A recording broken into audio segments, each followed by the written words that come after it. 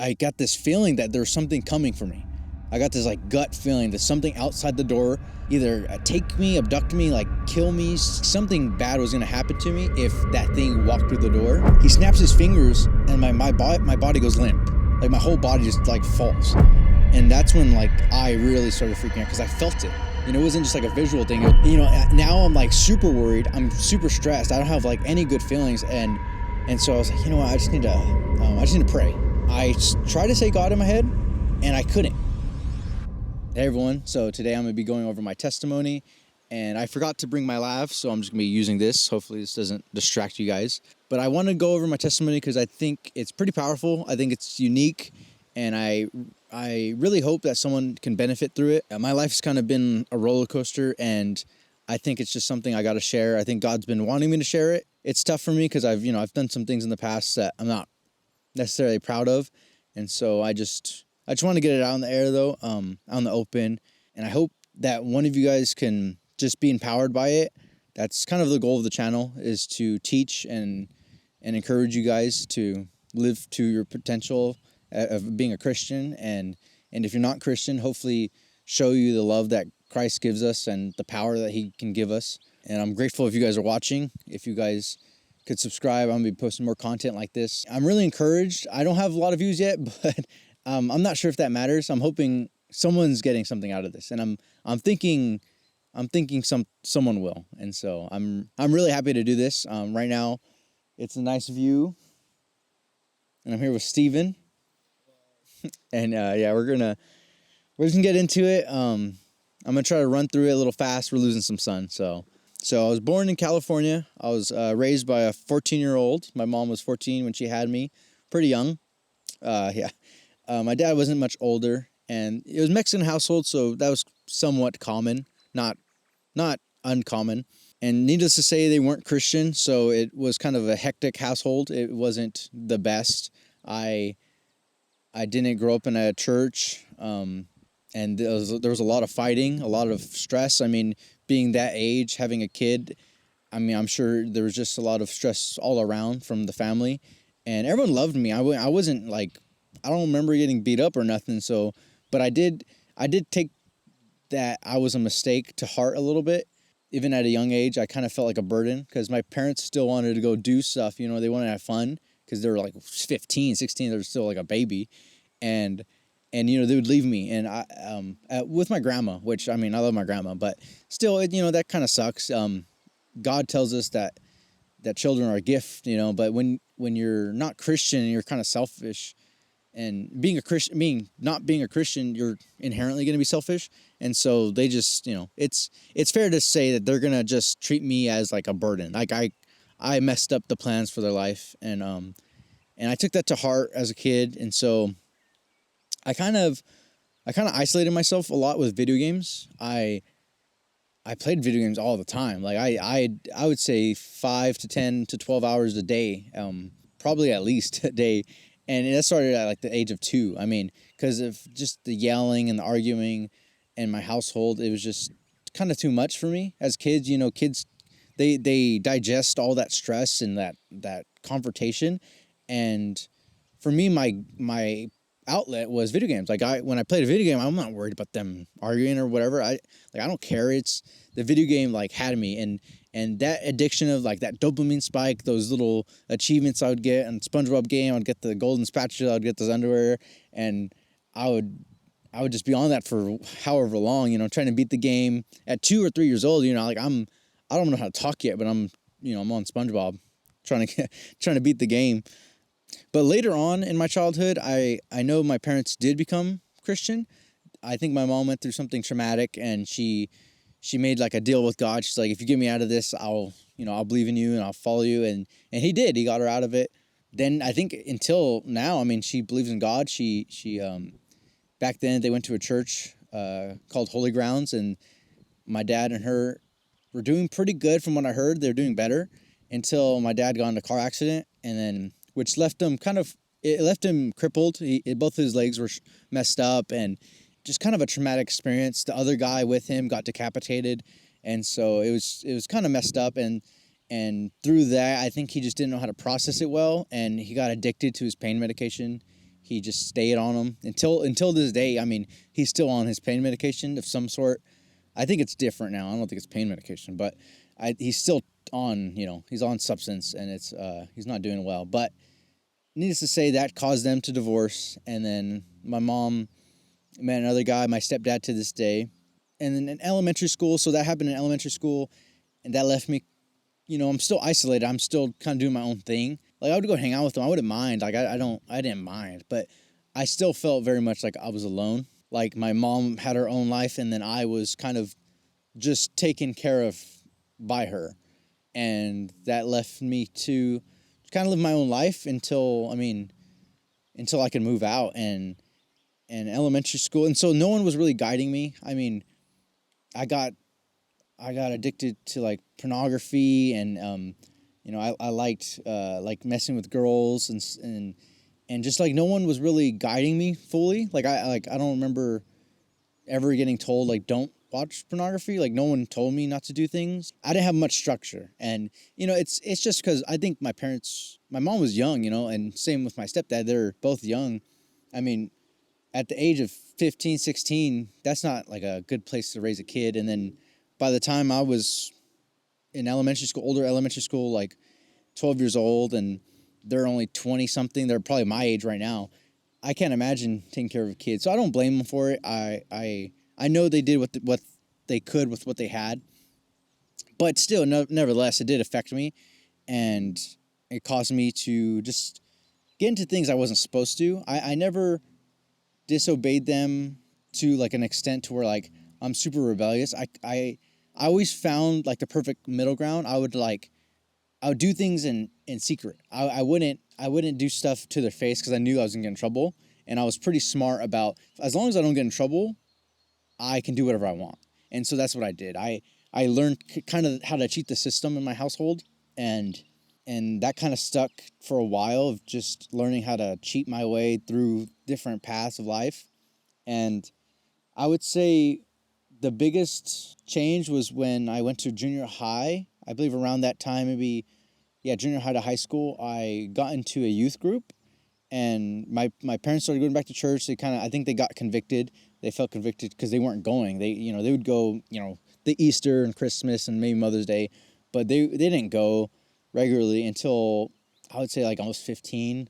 And then one of this church we went to, I kind of liked it because my friend was there, my old friend from elementary school, and we kicked off well. I even got into like a leadership part where I was making sure the kids were, doing what they're supposed to be doing, and I was really into it. I don't remember if like I fully understood Christ and how he was and all that, but I don't think I did, because later on I figured, I was like, no, I didn't get it at all. But I was in church, and I thought, like, I was like, okay, I'm gonna do things for God, but I was still kind of lukewarm. I was in and out. I was still playing video games, 12 hours a day. I would go to school and I would do my homework. I was pretty smart. I could do my homework without really even studying, but all I wanted to do was play video games. And so all I wanted to do was play video games. And I started a YouTube channel, and then it did kind of well. And I remember that sucking up my life. Like I did not care about school, didn't care about anything. My dream in life was to become a YouTuber, and I had a taste. I had a couple thousand subscribers. I got $1,000 in the mail, and I had a taste of it, and I was like, oh, like, bet, like, we're going all in, like, this is it. And so after that happened, all the Christian youth stuff and all that, it kind of fell apart. I mean, even the church literally burnt down, and then after that, it was kind of game over for me. I slowly forgot about God. I just didn't really care about him anymore in the way I was supposed to. I would consider myself Christian, but looking back, I mean, I definitely wasn't. I wasn't considering him day to day at all. Like, I wouldn't pray to him. I wouldn't read the Bible. I wouldn't think about him. If I needed help, I sure would call him, but I was, lukewarm Christian, kind of the basic lukewarm. And then later on in life, I was kind of sick of not dating anyone, because I never really dated anyone until high school, and I would always flirt around with girls, and I would always like talk to girls and mess with girls, and like sometimes I was handsy with them, but I would never date. And I don't know why. Like, literally, girls would come and ask me out, and I would be like, no, I'm okay. And I have no idea why. It might have, and who knows, but for whatever reason, well, at this time I got sick of it. I was like, you know what? No, like, I need to start dating someone. And then once I did, then kind of video games went out the window. I kind of forgot about them. I was like, okay, this is much better than video games. Um, and I was lukewarm Christian, so I wasn't caring about fornication and stuff like that. So that kind of went haywire. If I stopped dating a girl, I started dating a girl like the next week. It kept going, and if I wasn't dating someone, I was messing with someone, talking to someone, doing things I wasn't supposed to be doing with, people. And this trend kind of just took me a dark path, and then eventually I moved in with a atheist girl. As soon as like I was 18, I moved out. Like I said, I was always felt like I was a lone wolf, so I didn't think my parents would mind if I left. And then once I did, that's kind of where stuff hit the fan. Because like I said, I would do things but not get caught. But now I lived on my own, and no one, I had no responsibility. No one was gonna tell me not to do something, and so I just kind of went and did whatever I want. I smoked weed. I would drink. I would, I'm actively fornicating with a girl. My parents, they're semi-Christian at this point, and so they don't like that. They wouldn't let my girlfriend sleep over, and so that's kind of the last straw, and that's when I moved out. And then, my life was going pretty good when I was living on my own. I worked for a good job. I worked for Sony. I had a decent car. I was making enough money to support my weed addiction, and I was fine. I mean, my porn addiction was still going hard, even with my girlfriend. I didn't that wasn't, those two weren't the same thing in my head. And it was just like a debauchery life, like if you think of the prodigal son, it's literally like that. It was literally, I was the prodigal son. I just did not care. I was just doing what I want with what and I had the resources to do it. I was provided a job to be able to just do whatever I wanted. This got me to a real low though, because there was a point in my life where I was just kind of confused with what was going on. Like I had everything I wanted, but I wasn't content in a way. I was still looking for something, and I didn't know what it was. Then I decided, I was like, you know what, I'm gonna try to do psychedelics, because I've heard like Joe Rogan and stuff. He was really popular at the time, and I was like, you know what, I'm gonna try that and see where it takes me. And so I did. I found someone on like the street, and he gave me some. I found out later that it was fake, and there's fake of this substance, and I got the fake one, which causes like super bad symptoms. Like the real symptoms are supposed to be kind of light, and this one was like heavy and dark and awful. And in the middle of this trip, through the psychedelics that I was taking, I denounced God. Like I kind of thought my way out of Christianity. I was like, no, like that's not real. I was like, that's such a load, because yeah, at this point I'm out of my parents' house and I have like the right to think of my own. And so in my head, I'm like, that's so dumb. Like, why did I think that? And so it was just, at this point I was just like, all right, forget it. I'm done with it all. And so I eventually kind of spiraled my way out of Christianity, and that caused me kind of a big downfall. Not right away. I was still living good. I was still working for Sony. I still had money, and then COVID hit. So this happened 2020, and then COVID hit, and then things just started hitting the fan like really hard. One, I mean, COVID, I had the paycheck. They were giving out money like candy. Like no one, like everyone had. It was like I think they gave me $800 a week, and I didn't do anything. I was just sitting at home, and so I had enough money to do whatever I wanted, but I didn't have a job to go to. So I kind of, that feeling of like, okay, I'm where I'm at. I'm where I want to be, but I don't know what I'm supposed to be doing, kind of got worse. That uncontent with a comfortable position got deeper, and I felt even more uncomfortable. It was even more unnerving due to the fact that I had more time to think about it. And so this got me into more psychedelics. I was like, okay, well, I found out God's not real through psychedelics. I got to find out what's real through them. And so I kept doing them. And this led me to kind of fall away from the girl I was living with. And then I was living with her, and she had other roommates, so they kicked me out. I was essentially homeless at this rate. And even though I had a bunch of money, I was blowing it. I was blowing it on expensive drugs. I mean, psychedelics are not cheap, nor is weed. And so at this point in my life, I was semi-homeless. I was addicted to some, substances, whether weed or psychedelics. And then so I got really depressed. I was really down. And then one of my friends recommended Xanax. And so I was like, okay, whatever. Like I didn't care. I was like, I was just doing whatever. And so I started doing Xanax, and then that got really bad. I got addicted to those for a little bit. I built a real dependency around those, and then life kind of propped up again. I was like, okay, and then I moved into my own place. Work came around again. I was still making money, and I met up with some friends who were doing psychedelics, some old friends from high school that I knew, and they're doing psychedelics. They're kind of on the same level as me, and we would hang out, we'd smoke weed all the time, play guitar, and we're just having like a good time. Like I felt like my life was back on track. I'm comfortable. Like now I'm comfortable, and now I'm busy, and now I have enough time to like not think about that stuff. But still, it's lurking over my mind. And then at this rate, I'm hanging out with this guy, my friend, and him and me would smoke weed together a lot, play guitar.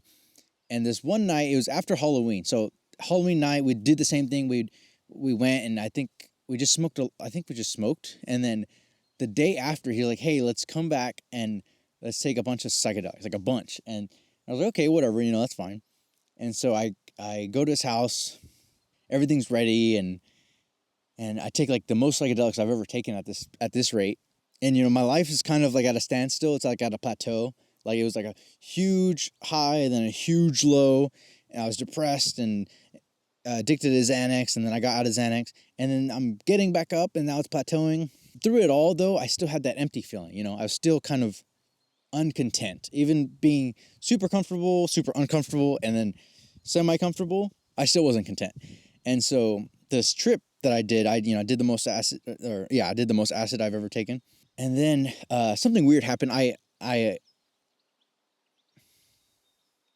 basically during a trip, I've done it multiple times with these guys, and then but for whatever reason, this one in particular was different. We went to his room, which was like a shed outside of his house, and it was like a big decent sized room, and he would always have his dog in there.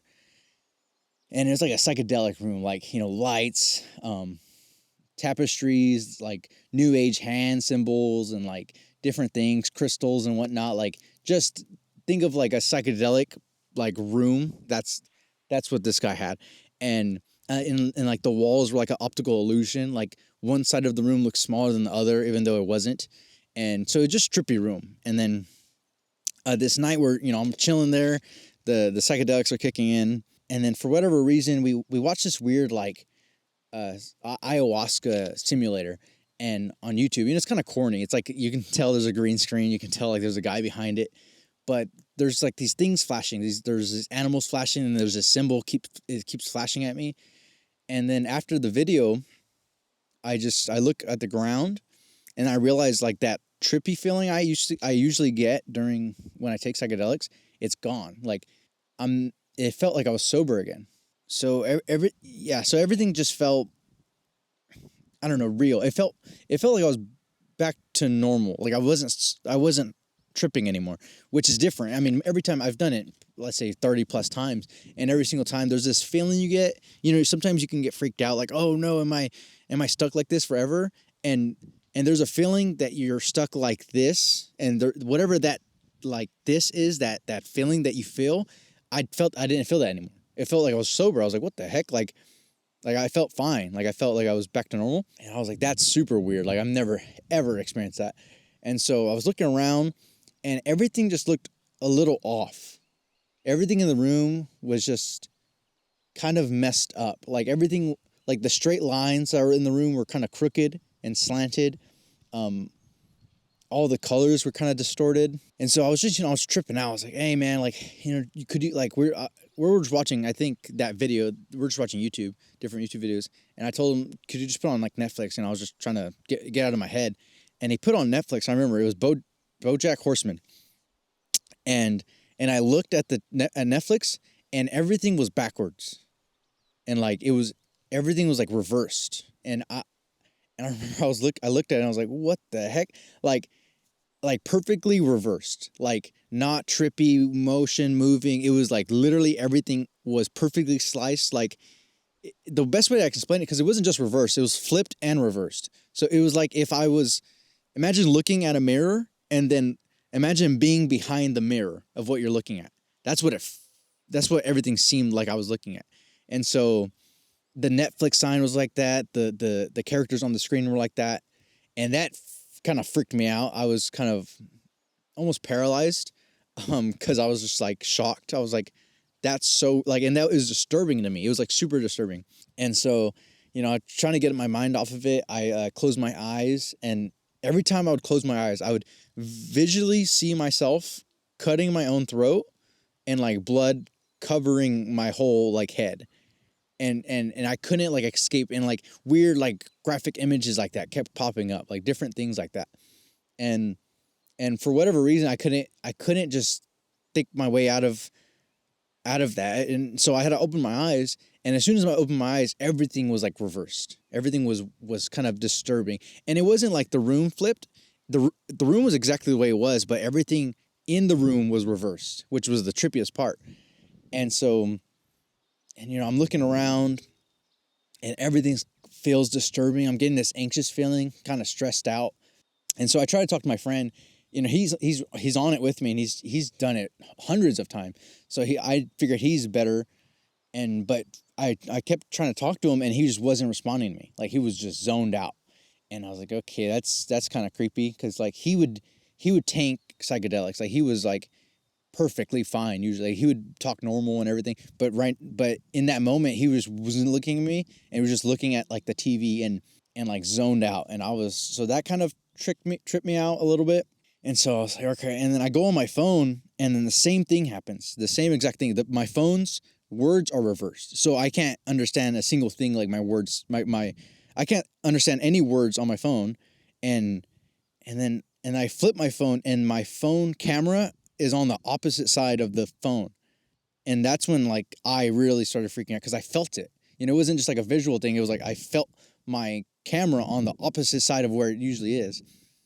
And so, now I'm like super worried. I'm super stressed. I don't have like any good feelings. And so I was like, what? I just need to pray, I'm at this point, I'm an open atheist. I've declared like out loud that God's fake. And so I go in my head, I'm like, I'm trying to pray to God. And I try to say God in my head, and I couldn't say God. I kept saying Todd, like in my head. So like imagine trying to say G, but you kept saying T. And same thing with Jesus. I couldn't say Jesus. Like those words just I couldn't process those words. And I said it out loud, because I was like, that's weird. And so I was saying it out loud. I kept saying Todd. I was like, Todd. I was like, that's not what I'm trying to say. I'm Todd. And I kept trying to say it. And then I'm really worried. And then, so I was like, okay, let me go to my phone and like spell it out. And I go to my phone, even though the words are all messed up, I can still see like, A is kind of A, it's backwards and reversed, but I can still see it. And I go to G, and G's missing. Like the letter G is not on my phone anymore. And so now I'm like, oh, and I remember something my mom, or I think my mom told me. She said that hell is the absence of God. And so the first thing that registered in my mind in that moment was that whatever happened, I took psychedelics, and I probably killed myself, and I'm in hell. Like I'm 100%, like I knew without a doubt, like I was in hell, and I couldn't escape. And like I was just stuck in hell forever. And needless to say, I mean, that feeling really sunk in. It really got to me. I was like, it was just pure despair, like no hope at all. Like it was God was against me at that point. It was God had punished me, sent me to hell, and now I'm stuck here in my punishment forever. And it's the worst thing I've ever experienced in my life. And there's no escaping. And there's nothing I can do. I tried my shirt, ace up my sleeve is call on God. And I would always hear people's testimonies like, oh, if you call on God, he's going to answer you. And this time I couldn't call on God. It was impossible. And so that reality set in, and I was just kind of like paralyzed in fear for however long. And then I remember I got this feeling that there was something coming for me. Like there was just something that's coming from the door. I got this like gut feeling that something outside the door was coming for me and it was gonna like either take me, abduct me, like kill me, like something bad was gonna happen to me if that thing walked through the door. And so I just was waiting. I was just waiting for like the most terrible thing to happen to me. And my friend's sitting there. I'm freaking out. I'm I freak out internally, but I'm still freaking out. And I'm like, something like bad's gonna happen, and I need to get out of here somehow or another. So I think I'm like, well, maybe if I kill myself, like I thought, I was like, okay, if I kill myself, then then I won't be here anymore. But then I was like, well, no, if I kill myself, then I'll know I'm in hell. Because if I just wake up here again, then I for sure will know without a doubt that I'm stuck here forever. And so I was like, okay, I can't do that. And so I just try to call out to my friend. I'm like, hey, like, and he's not responding. And whatever in my head is like, well, maybe I should like tell him like my secrets. Like I should tell him like the things that I haven't been telling him. And so I tell him like all my secrets and like just stuff that I felt like I should tell him and I didn't. And so I'm like telling him all this stuff. And then he starts like waking up and he starts kind of panicking. And then he stands up and he's like kind of pacing back and forth. And like right now, because he wasn't responding to me this entire time. And then he snaps his fingers and my body goes limp. Like my whole body just like falls and I can't move. It was super weird because like, it was like almost like he hypnotized me like with his snap. And so I'm sitting there freaking out, I'm in hell, I'm stuck in hell. And I don't know what's going to happen. I'm just thinking I'm just going to get permanently tortured. And so I'm doing kind of like anything like last ditch effort. Like what's the last thing I would do? Like what's the most humbled position that I can take that like, well, maybe God can get me out of here if I do this certain thing. And so I was like, okay, I was like, I need to call my mom. Like I need to call my parents. Cause I would, I was rebellious towards them and I would do stuff without their permission. I would do stuff behind their back. And so to tell her in the middle of the night at 2 a.m. that I'm tripping so hard and I need her to pick me up, was kind of like out of the ballpark for me. It was like, I'm not going to do that. But eventually I'm like, well, there's no other choice. I got to do it. And so I try to call her and I'm telling my friend like, hey, I'm going to call my mom. And this is after like I gained consciousness after my body's, back together. And I'm calling and he's like, no. And like, he acts like my friend again. And he's like, oh no, like you're fine, dude. Like you're chilling, like you're good. And like, he's like trying to comfort me and he's like, no, like you're good. You're solid.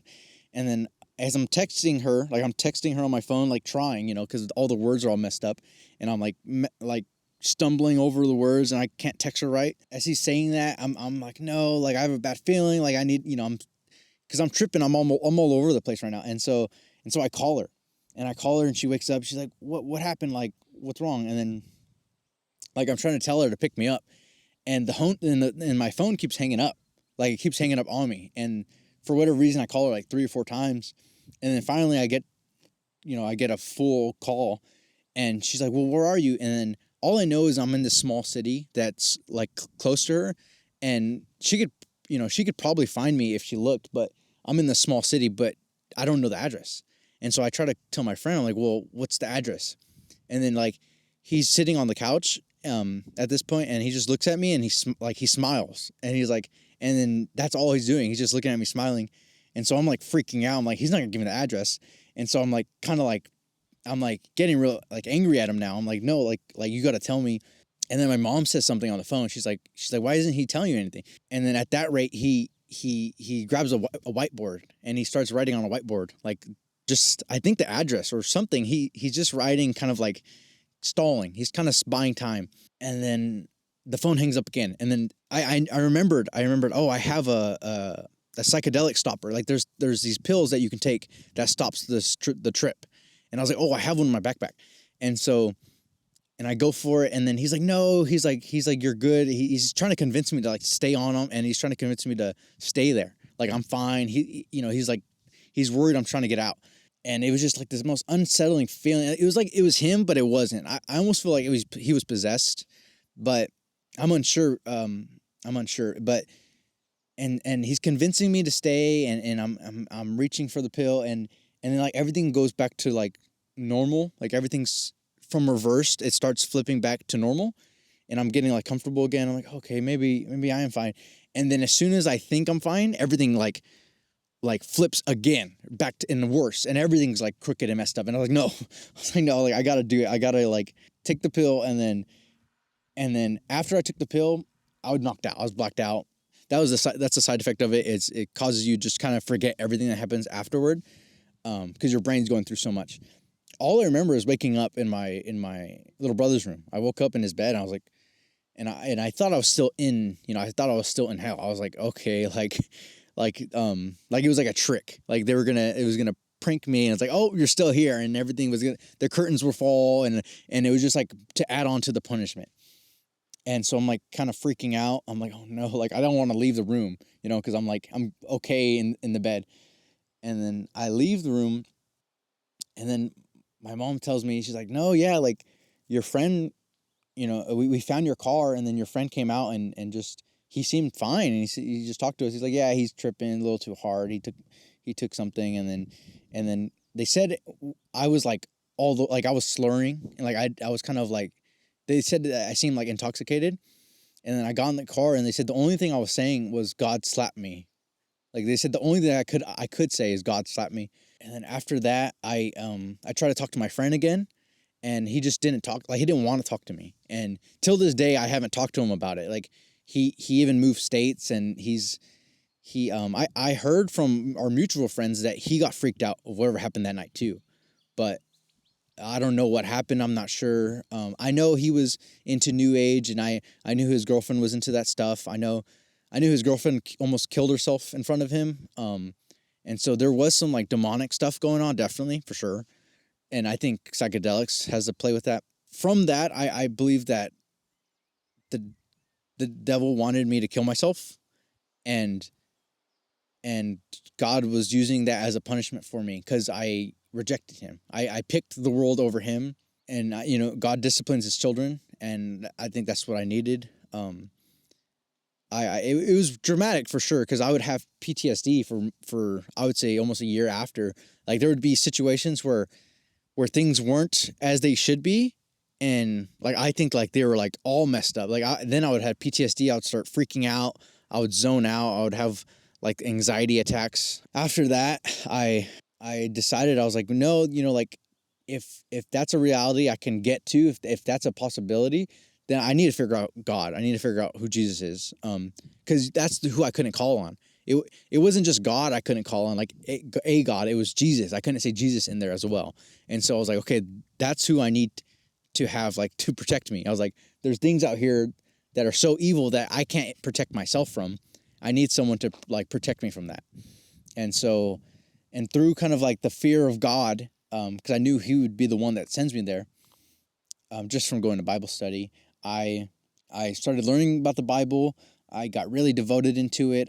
Like I would just study for hours. Like I didn't do anything else except study and like pray and think about God. And through that, through me leaving my psychedelics and my weed, and I flushed it all down the drain. I had probably thousands of dollars worth of drugs that I threw away, that I flushed because I didn't want anyone to have them. Even my mom, she was mad. She said, you could have sold them, like, but I was like, no, like I can't let people go through that, And so I flushed them all, and I just decided to devote my life to Christ.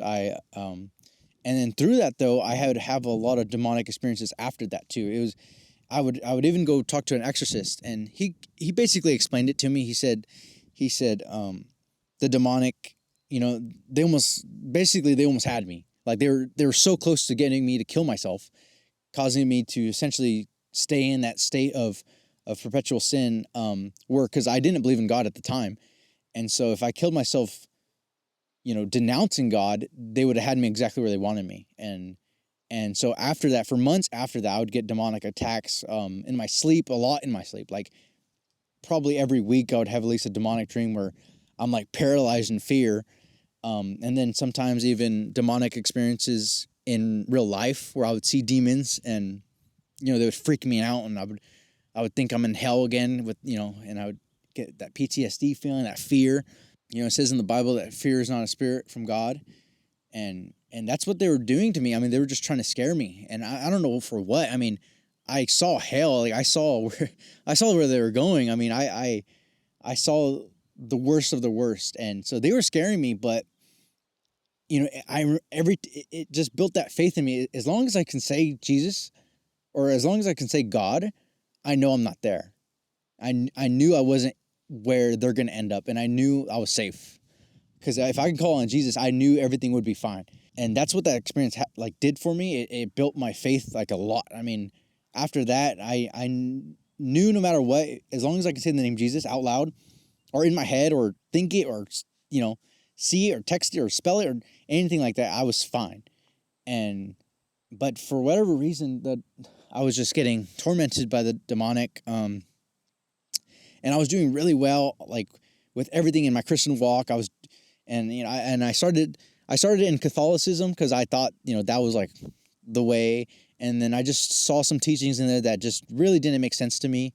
I felt like the idea of like the Pope and their traditions being passed down, and the splits that happened between, you know, Eastern Orthodox and the Catholics. And I felt like all of that was all a mess. And so I was like, well, I know God's real. And I know that every Christianity sect points to the Bible. And so I was like, okay, well, you know, I'm gonna use the Bible as the instructions of how to, you know, walk this life out. And so through that, I went back to the old church my parents went to back in the day. And they're charismatic, and they believe in prophecy, and I started learning from them. I don't prophesy or anything like that, but I did learn from them. I that's where I picked up a first camera, and that's kind of where God set me off from that point. He used that demonic experiences to really propel me like really fast into the Christian walk. I would hear people like when they convert, they kind of do the slow conversion, or some people like me, they do a really extreme fast conversion. And I mean, I'm just super grateful now to be past it. And because like that faith is there no matter what. Like I I don't want to go back there. And so that fear of the Lord is definitely in me. That reverence towards him, that I see the place that he's built for Satan, and it's like the worst place like to ever. It's like literally the worst thing ever. And I think everyone has this misconception that like, oh, I'm going to join my friends down there with you. But that's the worst part of hell, is you're alone. Is like I had someone there with me, but him and me were completely disconnected. And it was like almost like he was like against me. And I think that's probably because God's goodness is gone from that place. And one of the things that God brings is community, is that relationship. He brings relationship. And so without him, you don't get that. And so you're not going to be suffering with other people. You're going to be suffering alone and scared, and that's it. And then you don't get a second chance. You're done. Like I was lucky enough to see a second chance, and sometimes, you know, I still get freaked out because I'm like, oh, maybe this isn't the second chance. Maybe I'm still stuck. But I can't imagine being stuck in there for literally forever. It's the most unbearable thing. It'd be so, it's just so unworth it to have this momentarily enjoyment. And it's not even good, really. It's not like you can't enjoy this world like to the fullest extent and sacrifice your soul to a place of misery forever for this little bit of enjoyment that you can get. I don't know. This is kind of just like my warning, because like I've seen it, and it's miserable. It's the worst place ever. It's worse than what you can imagine. I couldn't imagine a place as singly as bad as that place that I saw that day. I couldn't imagine it. And I mean now, my life has kind of propelled after that. Now I have a wife. I have almost a kid. Well, I have a kid. She's coming in November, and I have a really good job. I work kind of doing what I love. I work with cameras like all the time. I work for a church. I devote my life to God. And he's done a complete 360. Me and my wife got married 9 months after we knew each other, and my life has been a constant up ever since. Like I've had my ups and downs, but it's been a constant uprise ever since I've I gave my life to Christ fully, I believe. I think when I was lukewarm, I don't know what that was. I'm not sure, when it exactly was, but I know when I started devoting my life to Christ was soon after that hell experience. I mean, after that, I fully devoted, and then sometime later, like I'd say probably 6 months later, when I started dating my wife, around that time, that's kind of when I started not getting lukewarm, like not at all, like, but I started that fire I had when I first became Christian kind of died off, and so that's why I'm always trying to get people to bring that fire back, because I think it comes back. I just think our society has built Christians that quench that fire, and that's what I'm trying to do with this channel. I'm trying to bring us back to that fire. That, I mean, I'm sure most Christian, if you're a real Christian, I'm sure when you became Christian, you had that fire in the beginning. I'm sure you had this desire. I'm gonna serve the Lord. I'm gonna do everything for the Lord, and then just through life, usually that dwindles.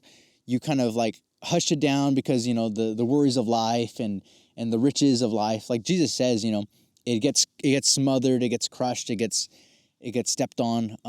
That's what I'm gonna do with this channel. I want to bring us back to the place where we can be on fire for the Lord again. And even for me, I desire that so much after that experience of hell. I mean, after seeing hell, there's nothing that I could think of besides serving God. And some people are like, "Oh, you're just doing that because you're scared of hell." That's probably some of the reason, yeah.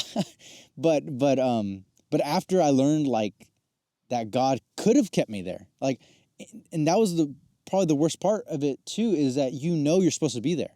Like when you're in hell, like it's not like, oh, like I don't deserve this. It's like, no, you deserve this and you're stuck.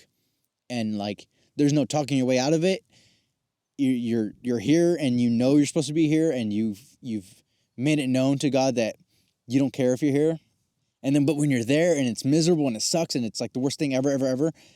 I mean, for me, I just couldn't take it. I just needed to get out of there. And I didn't let my pride get in the way, that's for sure. I think that's, besides God's saving grace, it takes a humble heart, I think, for God to save you. And I mean, I had to give up kind of everything. I like I said, the last thing I would do is call my mom. I think that humbling act was what I needed to get to. It was the point that God wanted me to get to in that punishment before he pulled me out of it. And he allowed the devil to get me close, but I don't think he allowed the devil to take me. And so after that, that's when I learned like to love God, because he's the one that's been keeping me. He disciplined me hard, but I know he did it for a good reason. And growing up in a household where discipline wasn't, usually you get discipline when your parents are angry or when you've done something really bad, but God did it to teach me something. And that's what discipline's supposed to be, is when you want the person you're disciplining to learn a lesson. And I learned that from God. It wasn't from my parents. I mean, I was already old. I was already 20 years old. But I learned that discipline is a good thing. And God is the one that taught me. And it just showed me how much God was with me, even when my life felt like a burden, like I was a burden to everyone. It felt like how much God wanted me to be here. Because like, abortion's a big thing right now. And I could have been aborted. My mom, I mean, most people would have easily considered aborting me, being at that age.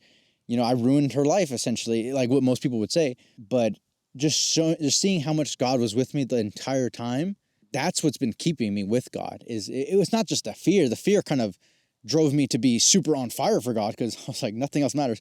But it's the love that's been consistently poured into me through him that I can now understand. I can see it now.